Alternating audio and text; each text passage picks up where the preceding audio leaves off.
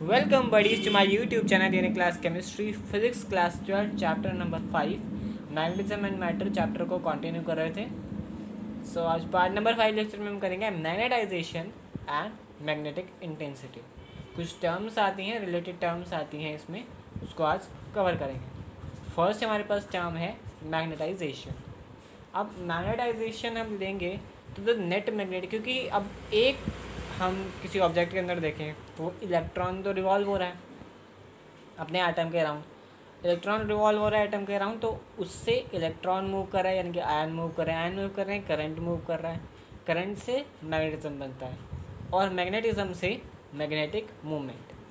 अब उन सब इलेक्ट्रॉन का अगर समेशन करें हम, तो समेशन के बाद हमारे पास जो net magnetic movement per unit volume, जितना उसका ऑब्जेक्ट का वॉल्यूम है उससे हम डिवाइड कर दें उसको, तो उसी को हम कहेंगे magnetization of a particular object. That right the definition says the net magnetic movement per unit volume is called magnetization, denoted by m, capital M, and m is equal to m net, that is magnetic movement upon volume।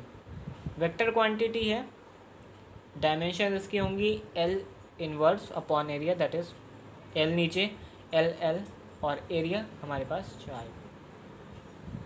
And units हमारे पास हैं, AM inverse. पहले हम देख चुके हैं magnetization net magnetic movement per unit volume.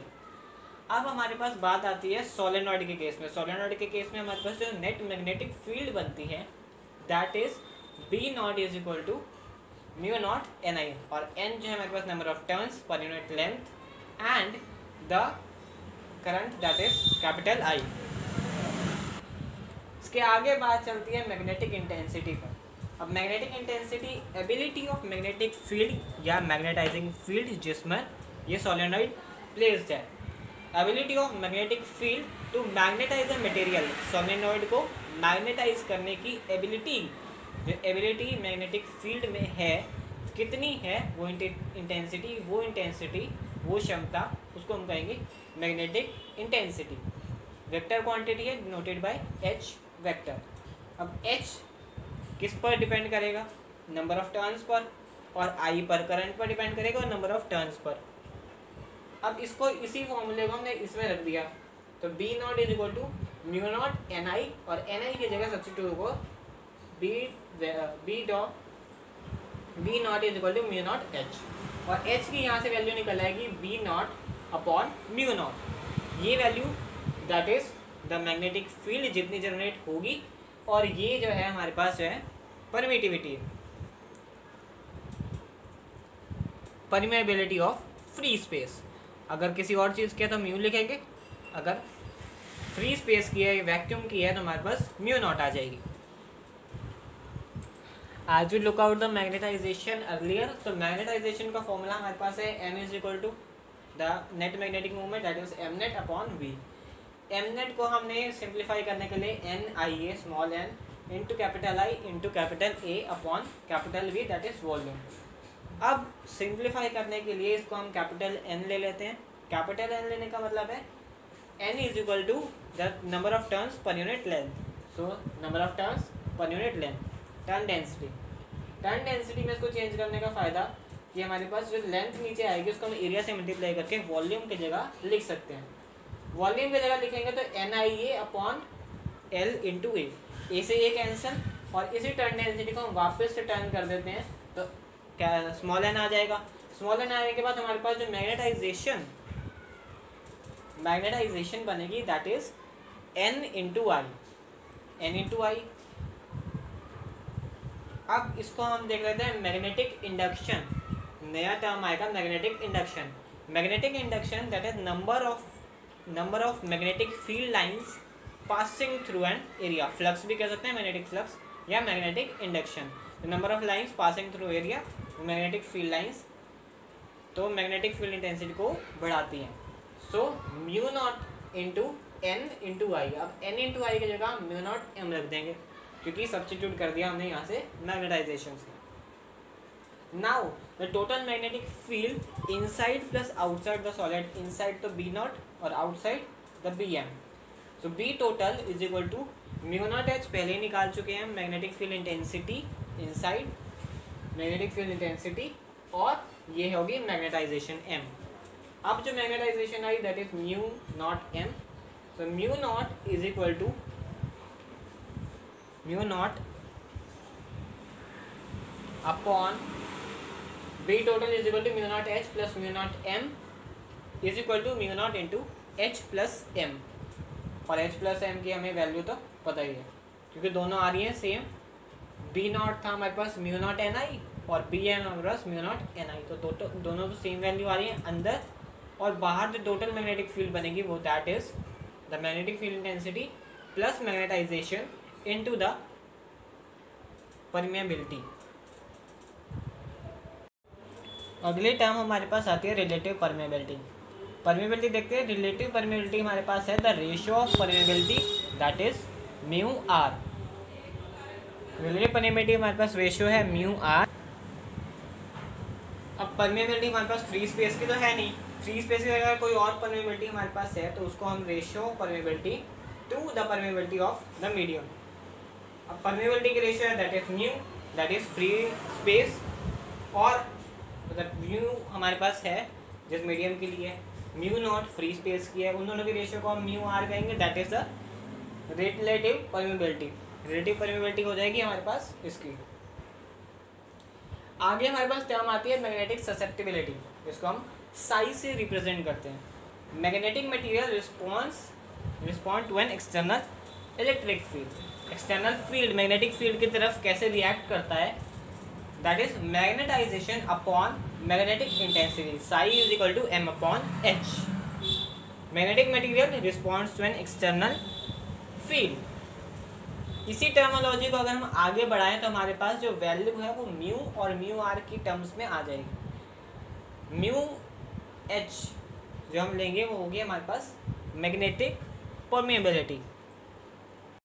ये भी एक मैग्नेटिक करेक्टर है जिससे देख सकते हैं how easily a magnetic material is magnetize. कोई भी मैग्नेटिक मटेरियल है वो कितनी जल्दी मैग्नेटाइज हो सकता है, कितनी जल्दी मैग्नेटाइज हो सकता है, that is B is equal to mu H. अब म्यू हमारे पास है परमेबिलिटी, एच हमारे पास है मैग्नेटिक इंटेंसिटी, और बी जो टोटल मैग्नेटिक फील्ड हमारे पास निकलेगा is equal to mu naught H plus M. कर दिया, पिछले फॉर्मूले से ले लिया, दोनों को हमने पूरी इक्वेशन को एच से डिवाइड कर दिया। एच एच कैंसिल हो गया, हमारे पास mu is equal to mu not into one plus M upon H. M upon H को हम साई से रिप्लेस कर देंगे। सो म्यू की जो हमारे पास इक्वेशन बनेगी that is mu is equal to mu not into one plus psi. अब यहाँ पर म्यू हमारे पास है permeability of the medium, mu naught permeability of free space into one plus psi that is magnetism upon magnetic intensity. अब इसी को हम फॉर्मूले को इससे डिनोट कर देते हैं mu R into mu, so that is equal to mu. यहाँ रिप्लेस किया हमारे पास, तो म्यू आर की हमारे पास इक्वेशन बनी that is one plus psi. So mu R अगर हमें चाहिए तो हमारे पास वन प्लस साई को वन प्लस कर देंगे, और साई का फॉर्मूला हमारे पास इधर है ही। सो द मैग्नेटिक परमेबिलिटी को हम ऐसे डिफाइन कर सकते हैं, परमेबिलिटी अब B is equal to mu not into one upon mu not into one plus psi into H. अब एच हमारे पास आ जाएगा क्योंकि रेशियो जो है इसकी वो उससे अब एच उधर आ जाएगा हमारे पास। B is equal to mu not mu R H. अब म्यू आर की जगह नीचे वो दिया हुआ है कि म्यू आर को हम लिख सकते हैं mu upon mu not. Mu naught से म्यू नॉट कैंसिल होके mu into H is equal to magnetic permeability that is defined by B. अब जो हमारे पास म्यू आर आया था वो रिलेटिव मैग्नेटिक परमेबिलिटी कहलाएगा। Mu R that is one plus susceptibility, ये हमारे पास रिलेटिव है, ये रिलेटिव मैग्नेटिक परमेबिलिटी है, दैट्स इट।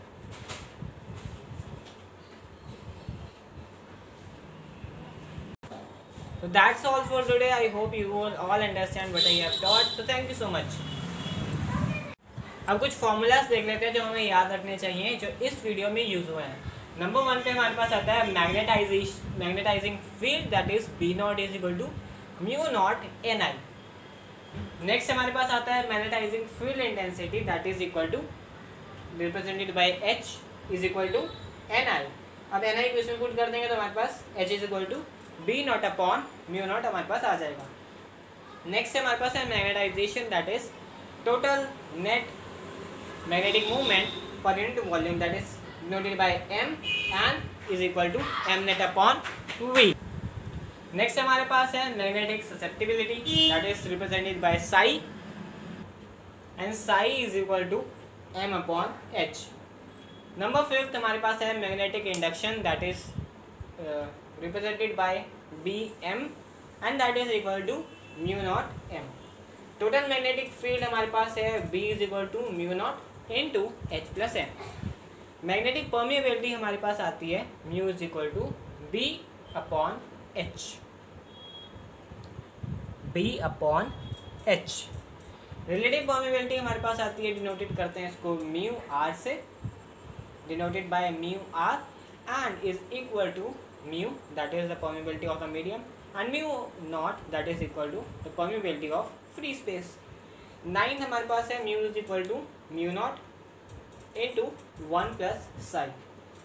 नंबर 10 हमारे पास है relative magnetic permeability that is equal to mu R is equal to 1 plus psi. So that's the all formula हमारे पास जो याद रखने वाले हैं, और ये काफ़ी कंफ्यूजिंग है क्योंकि सब में एक चीज़ यूज़ होती है मैग्नेटिज्म एंड मैग्नेटिज्म। सो इससे ध्यान रखने के लिए ये फॉर्मूला सारे टेबल है हमारे पास, उसको याद रख लेंगे तो हमारे पास सब कुछ ईजी तरीके से होता रहेगा। तो thank you so much for watching the video and hopefully you all understand what I have taught. Thank you so much.